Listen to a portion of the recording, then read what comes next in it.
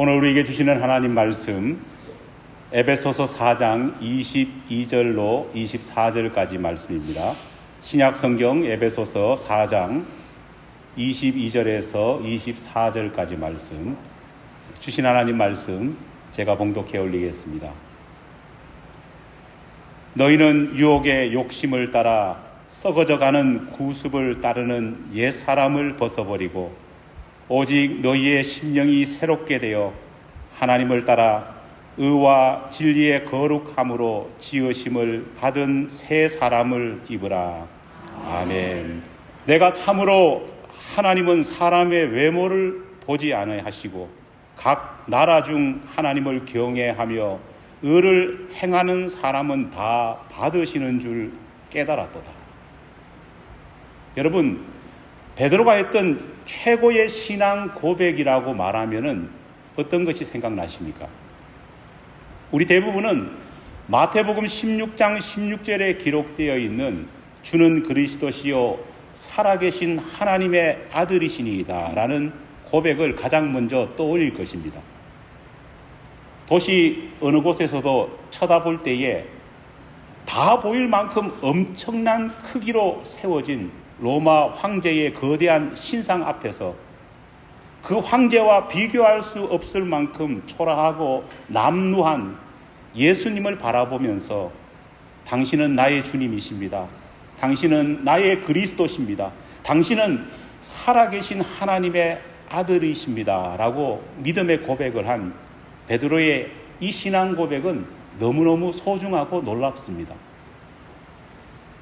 그러나 다른 한편으로 보면 베드로의 이 신앙 고백은 베드로 자신의 개인적인 신앙 고백으로 느껴집니다.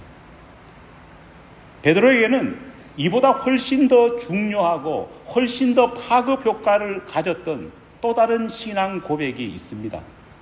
이 고백은 한 개인의 신앙 고백을 넘어 초대교회 전체에 큰 영향을 준 그런 신앙 고백이었습니다. 바로 그 고백이 이방인 백부장 고넬료와 그의 가족들을 구원시키고 하나님께서 그들에게 구원의 은총을 베푸시는 모습을 보면서 베드로의 입에서 터져 나왔던 신앙 고백입니다. 사도행전 10장 34절로 35절 말씀을 제가 다시 읽겠습니다. 베드로가 입을 열어 말하되 내가 참으로 하나님은 사람의 외모를 보지 아니하시고 각 사람 중 하나님을 경외하며 의를 행하는 사람은 다 받으시는 줄 깨달았도다.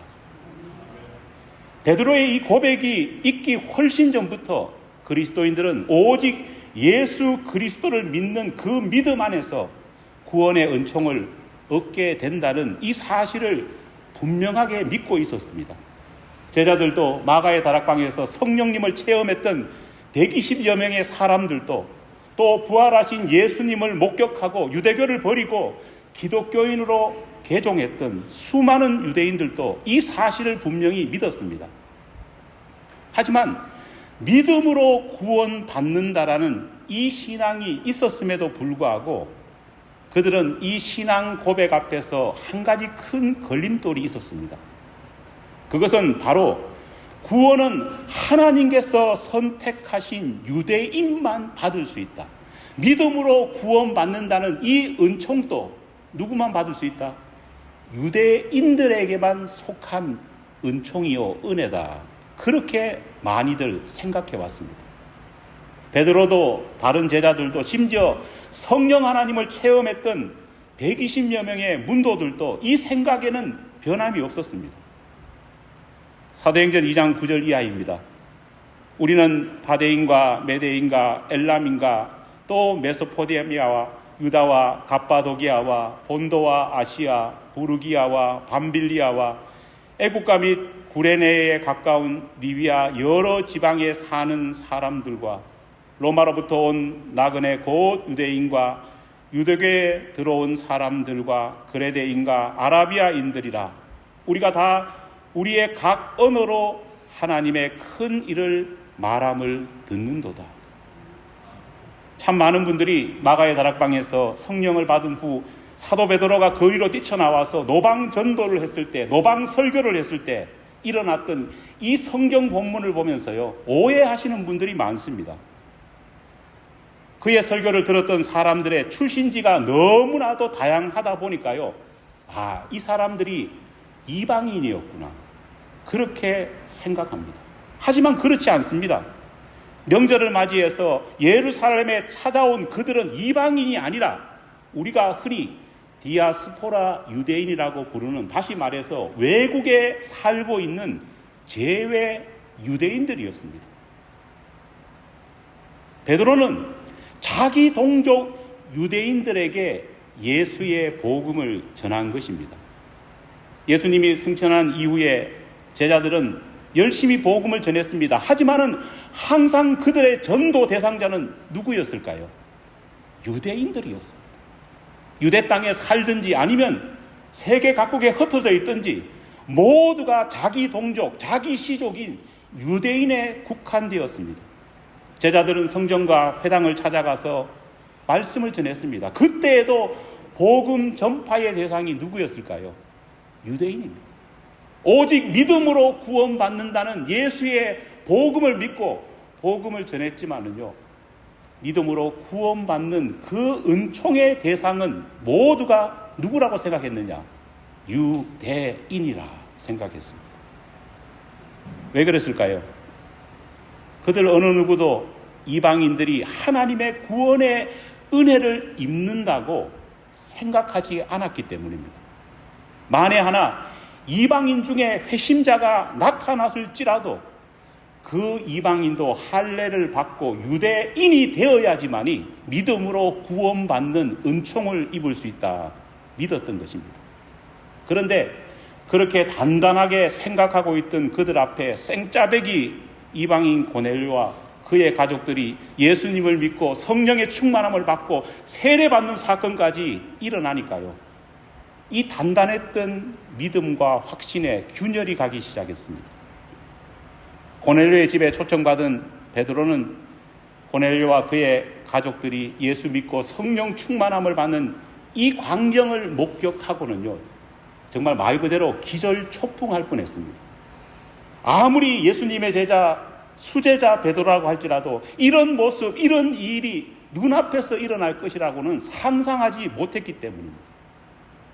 그런 상황을 바라보면서 사도 베드로는 감탄합니다. 오늘 본문 말씀, 오늘 아까 말씀드렸던 베드로의 신앙 고백, 두 번째 신앙 고백은 이런 베드로의 감탄 속에서 나왔던 고백인 겁니다.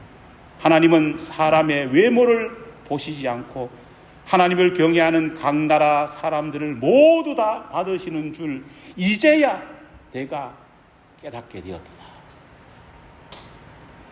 예수를 믿어도 유대인만 구원받을 수 있다고 생각했는데 그것이 아니라 이방인들에게도 하나님의 구원의 역사, 예수의 구원의 역사가 있다는 것을요, 그제서야 베드로가 깨달았던 겁니다. 이방인들도 성령 체험하고 성령 충만을 받을 수 있다는 것을 그제서야 알게 되었던 겁니다. 베드로는 이 놀라운 사실을 즉각 예루살렘 교회에 알렸습니다. 베드로의 소식을 들은 나머지 제자들도 깜짝 놀랐습니다. 그들 역시도 단 한 번도 이방인이 예수를 믿어서 구원받는다는 생각을 한 적이 없기 때문입니다. 예루살렘 교회의 지도자들과 예루살렘 교회 교인들도 엄청나게 충격을 받았습니다. 하나님의 이 분명한 역사, 하나님의 이 분명한 구원의 증거를 바라보면서도요, 사실은 예루살렘에 있던 제자들과 예루살렘의 지도자와 교인들이 마음이 참 불편했습니다. 왜냐? 머리로는 그것을 인정해야 된다고 생각하지만은요, 가슴으로는 이방인들이 구원을 받는다고 도무지 인정할 수 없었기 때문입니다. 하지만 하나님의 분명한 역사 앞에 토를 달 수는 없지 않습니까? 그러다 보니까 말로는, 표현으로는 토달 수 없지만은 마음 깊은 가운데는 이게 맞나? 이런 생각을 많은 제자들과 예루살렘 교회 성도들이 하고 있었던 것입니다. 예루살렘으로 돌아온 베드로는 다시 직접 자기 말로 이방인 고넬료에게 일어났던 하나님의 역사를 생생하게 다시 증언했습니다. 그리고 말합니다. 하나님이 우리가 주 예수를 믿을 때 주신 것과 같은 선물을 이방인들에게도 주셨는데 내가 누구이기에 감히 이 하나님의 역사를 막을 수 있겠는가? 베드로가 다시 한 번 더 명확하게 이 이야기를 하자 정말 그 앞에서 누구도 토를 달지 못했습니다. 결국 율법을 지키고 할례를 받아 유대인처럼 되어야 구원의 은혜를 입는다고 생각했던 그들의 생각을 모두 버리고 누구든지 예수를 믿고 주의 가르침을 따르고 그 표지로 세례를 받으면 하나님의 자녀가 될 수 있다는 확고한 신앙 고백을 초대교회, 특별히 예루살렘 교회의 성도들과 지도자들은 할 수밖에 없었습니다. 그로부터 15년이 지났습니다. 여러분, 10년이면 뭐가 변합니까? 강산도 변한다. 그런 말이 있지 않습니까? 10년 세월은 참 많은 것을 바꾸어 놓았습니다. 그 사이에 이방인들에게도 복음이 전해졌습니다. 심지어 이방 땅 수리아 안디옥에는 두 번째 교회가 세워졌습니다. 이방인들이 중심된 교회가 세워진 겁니다. 이 정도의 변화의 물결이었다면요, 예루살렘 교회도 얼마나 많이 달라졌겠습니까? 예수를 믿고 있던 유대인들의 생각도 얼마나 크게 변해야 했을까요? 그런데 이상하게도 유대 크리스찬들의 생각은 쉽게 변하지 않았습니다. 바울과 실라가 두 번째 선교를 떠났을 때에 그들을 따라다니면서 조직적으로 선교를 방해하는 사람들이 있었습니다.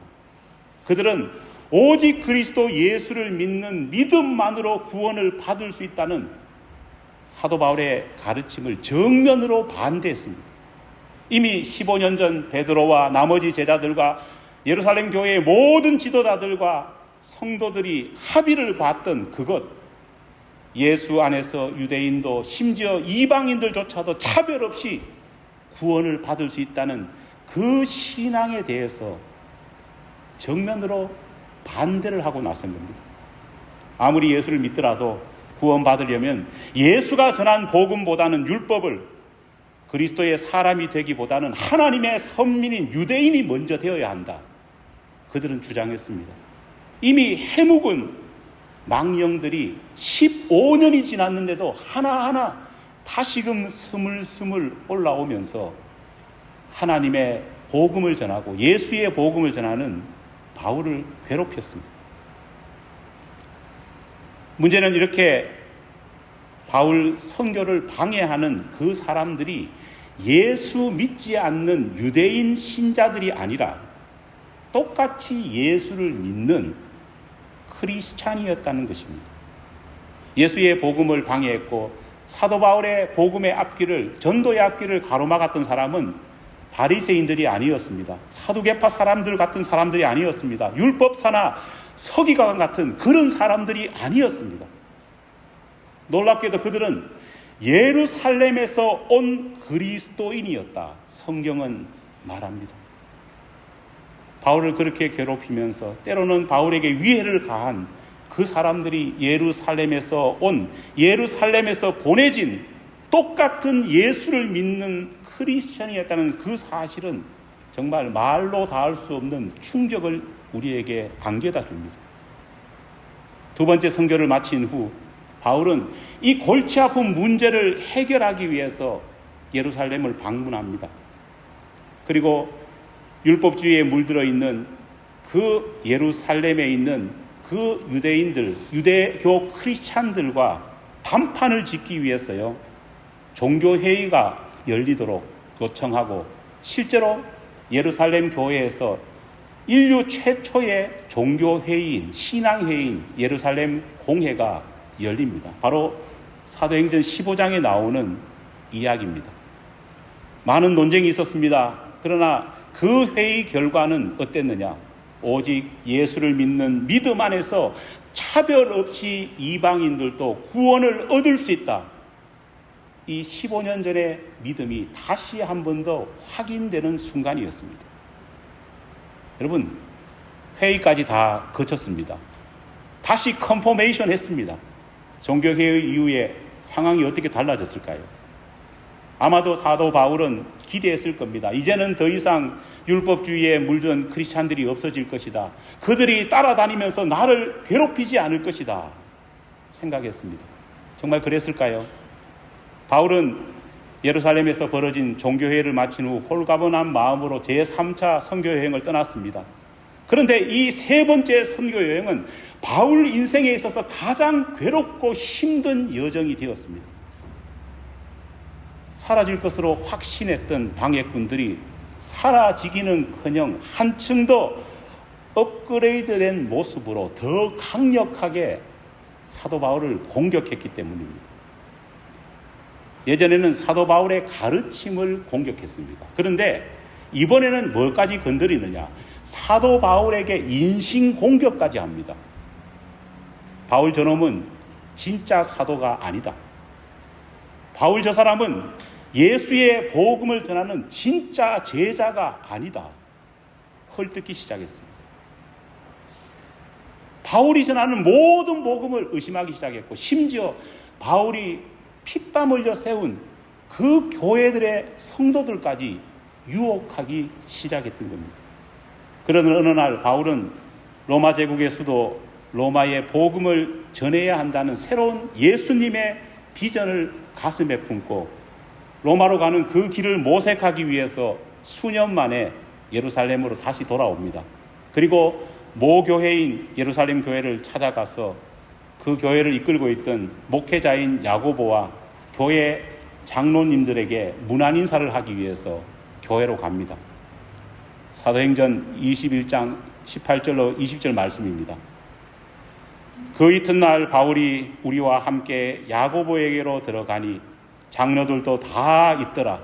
바울이 문안하고 하나님이 자기의 사역으로 말미암아 이방 가운데서 하신 일을 낱낱이 말하니 그들이 듣고 하나님께 영광을 돌리고 바울들어 이르되 형제여 그대도 보는 바에 유대인 중에 믿는 자 수만 명이 있으니 다 율법의 열성을 가진 자라. 여러분, 이 성경 구절을 읽으면서 어떤 느낌이 드십니까? 만약에 이 성경 구절을 읽으면서 소름이 쫙 끼치고 정말 등골이 오싹할 만큼 그런 느낌을 가지신다면은 말씀을 제대로 이해한 것입니다. 이 말씀을 들으면서요, 정말 등골이 오싹할 만큼의 느낌을 가져야 합니다. 몇 년 만에 예루살렘 교회를 찾아가서 바울은 야고보와 교회 장로님들 앞에서 자신이 행했던, 예수님이 행하셨던 선교에 대한, 전도에 대한 선교 보고를 했습니다. 바울의 선교 보고를 들은 예루살렘 교회의 지도자들은 모두가 한결같이 하나님께 영광을 돌리면서 하나님이 내려주신 은혜와 그간 바울이 했던 노고를 치하하면서 찬사를 아끼지 않았습니다. 이때까지는 분명 분위기가 참 좋았습니다. 여러분 그렇지 않겠습니까? 아마 화기애애했을 겁니다. 그런데 바로 그 다음에 놀라운 반전이 일어납니다. 아니, 반전이라는 말로 도저히 표현할 수 없을 만큼 살떨리는 공포가 시작됩니다. 갑자기 장로들 중 한 사람이 이렇게 말했기 때문입니다. 제가 쉽게 풀어 설명해 보겠습니다. 바울 형제님 수고하셨습니다. 그런데 바울 형제님도 보는 바와 같이 지금 우리 예루살렘 교회 성도들 중에는 유대인으로서 예수님을 믿는 사람들의 수가 수만 명이나 됩니다. 그런데 이를 어쩌나 그들 모두가 율법의 열성을 가진 사람들이네요.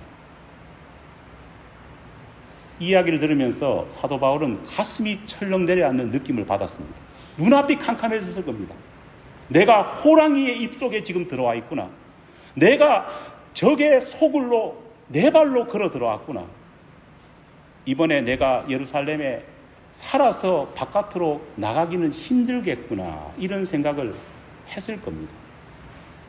앞서 말했듯 바울의 선교를 그렇게도 방해했던 예루살렘으로부터 왔던 유대 율법주의 크리스찬들이 그렇게 많이 그를 괴롭혔고 고초를 겪었습니다.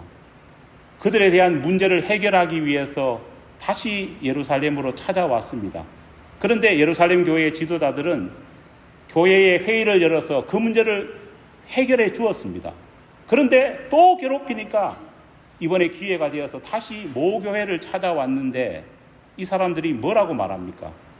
바울의 선교를 듣고 시야하고 찬사를 보냈는데 마지막으로 무슨 말을 합니까? 바울 선생님, 그래도 우리 예루살렘 교회에는 율법에 열심히 있는 당신을 괴롭혔던 율법주의 크리스찬들이 몇 명이나 있다고요? 수만 명이나 있습니다. 이렇게 앞에서 대놓고 말하는 겁니다. 어려움이 있을 때마다 모교회인 예루살렘 교회에 기도 부탁을 했을 겁니다. 어려울 때마다 해결하기 위해서 예루살렘 교회를 찾았습니다. 그들은 그 문제를 해결해 주는 것처럼 그런 뉘앙스를 보였습니다. 그런데 마지막으로 찾아왔을 때 그들이 뭐라고 말합니까? 철석같이 우군으로 밀었던 그 예루살렘 교회 성도들과 지도자들이 사실은 뭐였다고요? 우군이 아니라 적군이었다는 겁니다.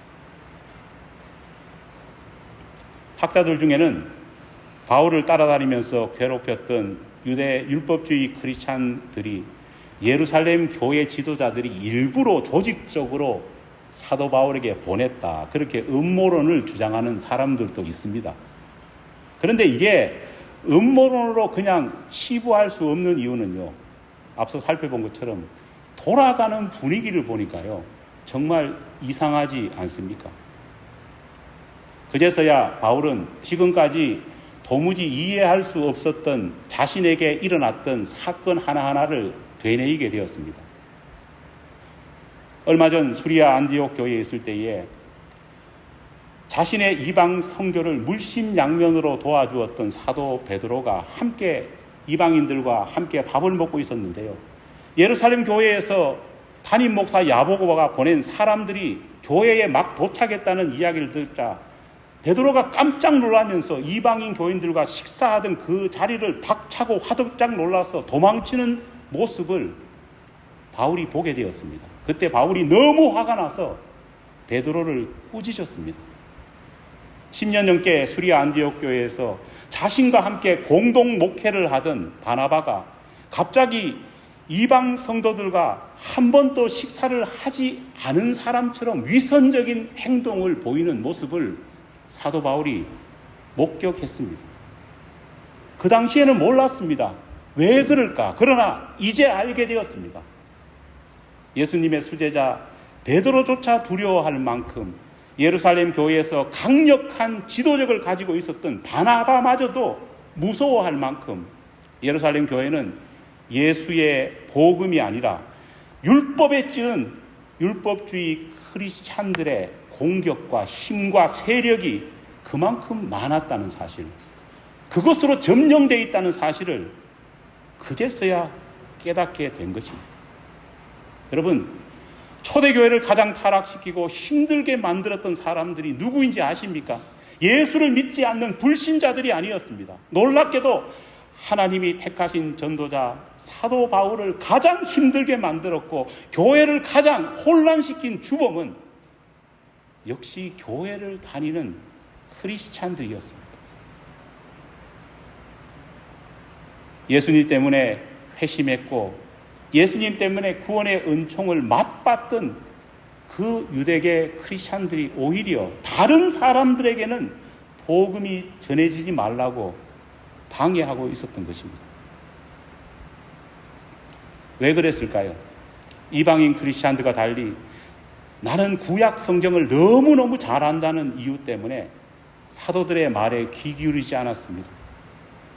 그런 설교 너무 많이 들었기 때문에 이미 다 안다는 생각에서 마음에 새기려 하지 않았습니다. 예수 안에서 옛 사람이 깨어지고 새 사람을 입어야 하는데 오히려 그들의 고집과 그들의 아집과 그들의 구습은 그들을 더욱더 옛 사람으로 단단히 결속시키고 있었던 것입니다. 그들은 복음보다 관습을, 말씀보다 지금까지 자신이 익혀왔던 생각을 마치 하나님의 말씀인 양 생각했던 것입니다. 예수님은 내가 곧 길이요 진리요 생명이라 말씀하셨지만, 예수님은 나를 믿는 자는 죽어도 살고 무릇 살아서 믿는 자는 나를 믿으면 구원을 얻는다 말했지만은, 그들은 그 예수님의 말씀 앞에서도 율법을 믿어야지 구원받지, 이 생각을 버리지 않았습니다. 할례를 받아야지, 유대인이 되어야지 구원받지, 이 생각을 버리지 않았던 것입니다. 주님의 제자들이 그렇게 많이 예루살렘 교회에 있었지만은요, 그들의 이 잘못된 구습을 깨트리지 못하고 있었다는 겁니다. 여러분, 사도 바울은 13편의 서신을 자신이 개척한 교회들에게 보냈습니다. 왜 보냈을까요? 바울 서신을 읽어보면 보낸 이유는 한 가지입니다.